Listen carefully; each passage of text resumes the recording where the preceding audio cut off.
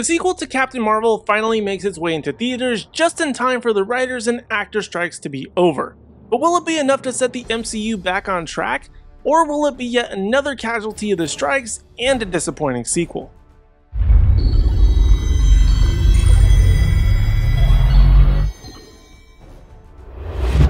What's up, Nerdgenic Nation and fellow comic book nerds? Superhero nerd Aaron Waller here, and today I want to talk about the 32nd MCU film, The Marvels.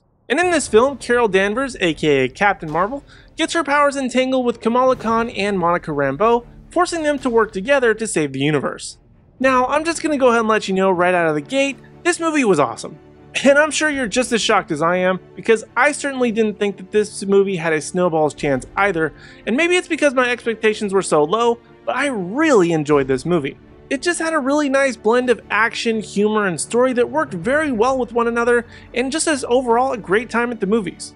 And I certainly know that I might be going out on a limb here, but I think this might be the best result of the small screen MCU projects leaping onto the big screen thus far. And it was a sequel that far surpassed the first film in just about every way.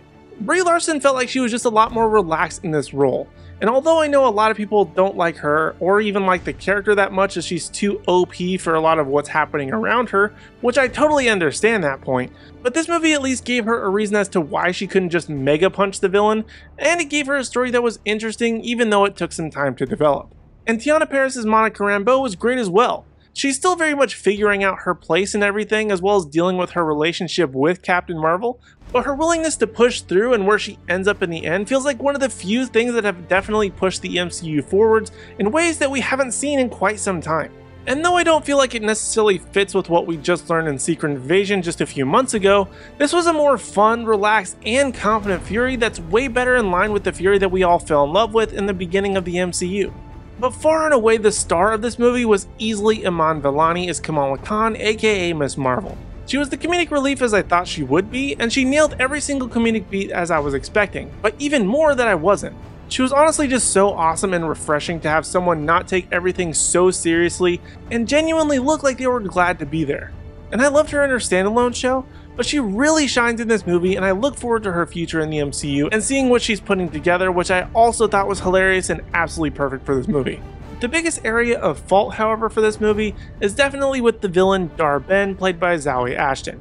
And she wasn't necessarily the worst villain in my opinion, because she at least had a purpose and a reason to do what she was doing, whereas others are just trying to take over the universe just for the sakes of it. But Marvel doesn't exactly have a fantastic track record with memorable villains, so I didn't have too much hope in that department to begin with, but she had a little something that at least moved the story forward and gave things purpose, and I can't really be too mad at that. As far as the visuals go, they were pretty good. The switches between the main characters were pretty great and played very well into the comedy of the movie, as well as the action, and the flirkin' were flirkening. I don't really know if that's a sentence, but that was pretty great too. To be honest, I think The Marvels had a lot of great stuff in it. It was a very girl power movie in all the right ways, and it at no point leaned into that needing men for really anything, and it's very well able to stand on its own as a standalone story, as well as a sequel to a multi-million-dollar franchise. I honestly have very few complaints about The Marvels. It was a surprisingly enjoyable movie that I'm not sure if it's because of my Marvel expectations just being really low these days as to how things have shaken out over phase 4 and 5, but this was easily one of my top projects from Marvel since probably Endgame. And for that exact reason, I'm going to give The Marvels a solid 8 out of 10. Sure, the movie has its problems, but I think that it was a lot of fun, had some pretty decent action, good pacing, good humor, and a villain that at least had some semblance of a motivation that just wasn't wanting to be the ruler of everything just for the sakes of it. It also changes the course of a lot of MCU things that we've been heavily wanting for quite some time, so there's definitely that factor to it, but I don't think that necessarily plays into the overall feeling of the movie because that's very much at the end, but this definitely has a lot of rewatchability for me, and that has me excited. But anyway, those are my thoughts on The Marvels, and now I want to hear from you in the Nerdgenic community. Have you seen The Marvels, and if so, what did you think, and do you agree with my grade? Let me know your thoughts in the comments section down below, and while you're down there, be sure to hit like, subscribe, and ring the bell notification so you don't miss out on any future videos from me or the rest of the Nerdgenic team. And also be sure to give us a follow across all social media platforms at Nerdgenic. That way you don't miss out on any special news, announcements, or articles at nerdgenic.com. But in the meantime, if you want even more video content from us, check out our most recent video right over here, or for more Marvel content, check out this playlist right over here.